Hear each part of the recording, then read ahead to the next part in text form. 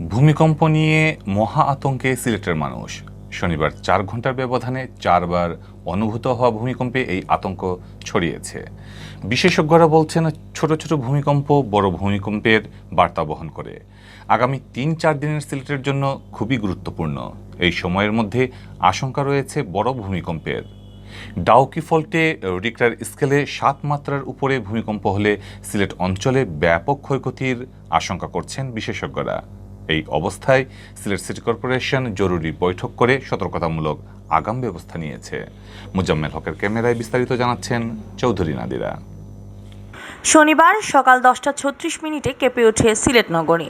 ভূমিকম্পের এই আতঙ্ক কাটতে না কাটতে এর 14 মিনিট পর 10:50 আরেক দফা ঝাঁকুনি।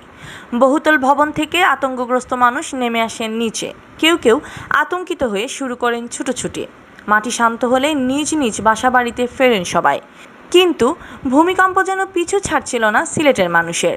সকাল 11:30 ও 11:34 আরও 2 দফা কাঁপুনি। এবার বেড়ে যায় আতঙ্কের মাত্রা। স্বরচিৎকার আর কান্নাকাটি করে মানুষ বেরিয়ে পড়েন রাস্তায়। যদিও 11:34 কম্পনকে ভূমিকম্প বলছে না আবহাওয়া অফিস। তার মতে এটি ছিল আফটার শক। সর্বশেষ ভূমিকম্প অনুভূত হয় বেলা 1:58। এই সময়ের মধ্যে সাধারণ মানুষ 7 থেকে 8 বার ভূমিকম্প অনুভব করলেও আবহাওয়া অফিসের হিসাব মতে 4 ঘন্টার মধ্যে ভূমিকম্প হয়েছে 4 বার। এর মধ্যে রিক্টার স্কেলে সর্বোচ্চ 4.1 মাত্রা ছিল সকাল 10:50 ভূমিকম্পের।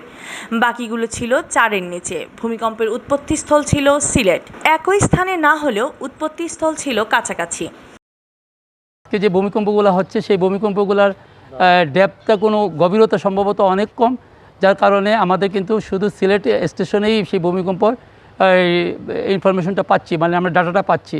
তো যেটু আপলিফ্ট হচ্ছে সেটা ডেপথটা একটু কম হয়, সেই জন্য কম জায়গা জুড়ে হয়, কিন্তু মারাত্মক ধরনের হয় বা ক্ষয়ক্ষতির পরিমাণ বেশি হয়। পরপর কয়েকবার ভূমিকম্প হওয়ায় সিলেট নগরবাসীর মাঝে আতঙ্ক দেখা দেয়। বহুতল ভবনে থাকা অনেকে চলে যান আত্মীয়স্বজনের একতলা বাসায়। ফের বড় রকমের ভূমিকম্পের আশঙ্কায় অনেকে শহর ছেড়ে চলে যান গ্রামের বাড়িতে। আমরা সিলেটে 8-9 বার ভূমিকম্প হয়ে গেছে, ডরাইয়া আশেপাশের মানুষ সব গেছেন গিয়ে। আমরাও ডরাইলাম, এখন কিতা করতাম চিন্তা করে পাইলাম না।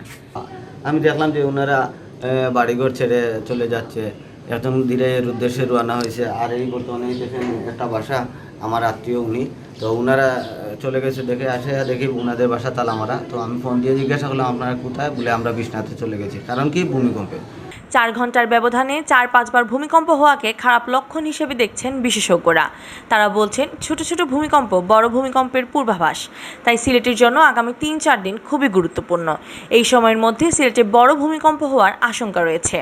আমরা একটু 2-3 দিন অপেক্ষা করি, কারণ ছোট ছোট পরপর ভূমিকম্প হলে বড় ভূমিকম্পটা 2-3 দিনের মধ্যে 4 দিনের মধ্যে হওয়ার কথা। এই কয়দিন আমরা যেন একটু অ্যালার্ট থাকি, বিদ্যুৎ, গ্যাস এগুলি যেন খুব কম মানে চালু থাকে। যদি ডাউকি ফল্টে হয় তাইলে 6-6:30 হইলে তার একটু ক্ষতি হবে।